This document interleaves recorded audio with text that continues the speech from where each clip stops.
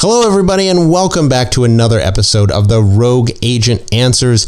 My name is the Rogue Agent. Some people call me David Lewis, and every week I answer one of the many life insurance related questions that I've received from clients, from email subscribers on the daily email list, questions floated to me from across the interwebs, in the comments sections, which I know you're not supposed to read, or just interactions that I've had with people in real life over the past 20 years, which is a long time.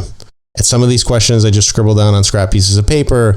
Some of these are stuff I've written down on my phone. Some of it is on Post-it notes scattered all over the office. And every week I answer one of those questions.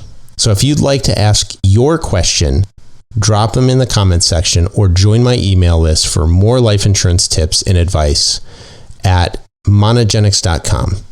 monegenics.com. Also, keep in mind that nothing in this podcast is or should be construed as financial investment, legal, or tax advice. In fact, nothing that I say in this podcast should be construed even as insurance advice, as I don't give individual advice blanket just across the internet, unqualified, to random strangers. So if you need any of that stuff, contact a licensed professional that you know, like, and trust, preferably someone licensed in your jurisdiction. And now for this week's question. How do I get income from my whole life policy? Well, there are three basic ways to do this. Number one, you can switch the dividend option from paid up additions to cash. Most carriers will allow this.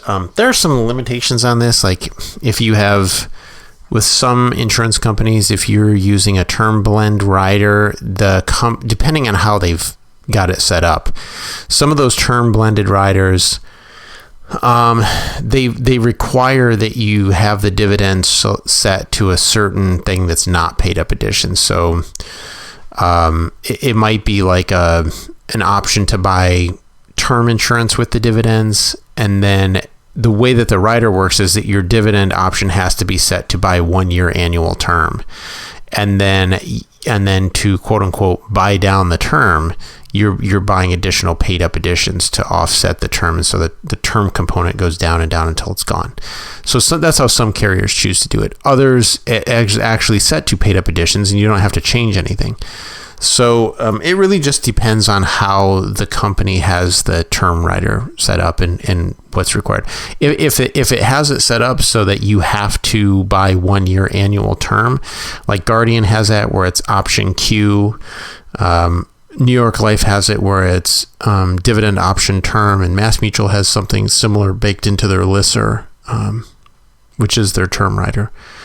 Penn Mutual doesn't do it that way, and I think probably there's maybe another one I can't think of at the top of my head that doesn't do it. But basically it just depends.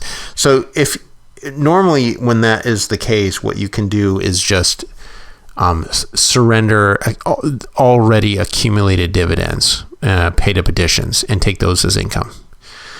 It's not the same exact thing as switching to cash, but it's pretty close. So that's, it leads me to my second option, which is just withdraw accumulated dividends from the policy. You do that up to your cost basis and then switch to loans, at that point. So, and that's something that most carriers understand. They call it withdrawal switch, withdrawals or surrenders, and then switch to loans at basis is kind of how they write that up on the back end. So you can take income monthly, quarterly, semi-annually, or annually. Those are the standard ones. Carriers don't really want to do weekly income. That's a lot of extra transactions they don't want to do. But theoretically, if it's automated, if it's something that you can go in and do it through an app, you could theoretically do it that way.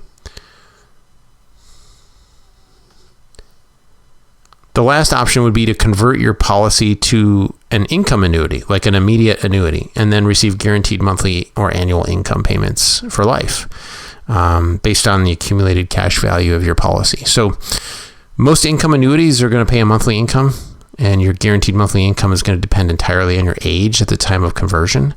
So older ages get more income and younger ages get less. But those are the basic ways to do it.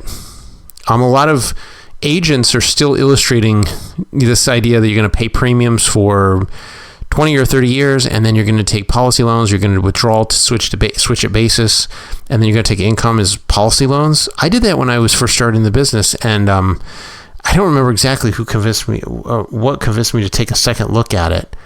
I know there was a couple of people along the way that kind of got me to look at things a little bit differently. And that's still a popular way to illustrate life insurance illustrations, although it is in practice, it's more risky. Life insurance companies used to be really, really big on illustrating that as a supplemental retirement income strategy.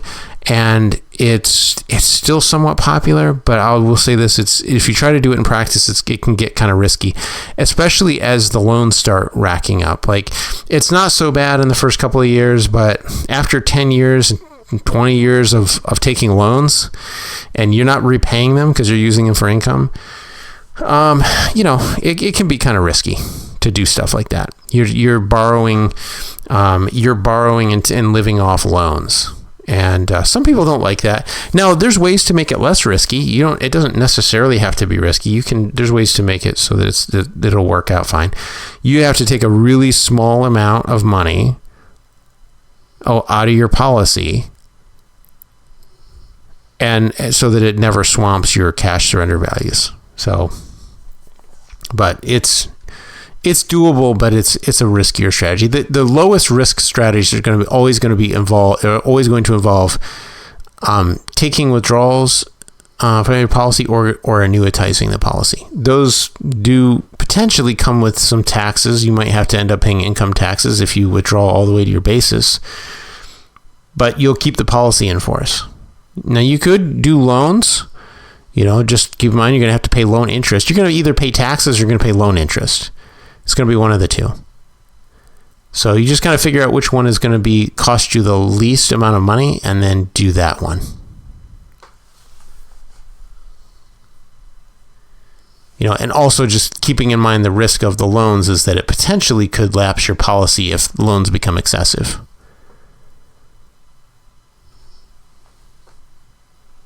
All right, I hope that answers your question. Keep them rolling, and I'll keep answering them. And I'll see you in the next one. Okay, that's it for this week's question. If you'd like to add your question to the list, just drop them in the comment section or send me an email.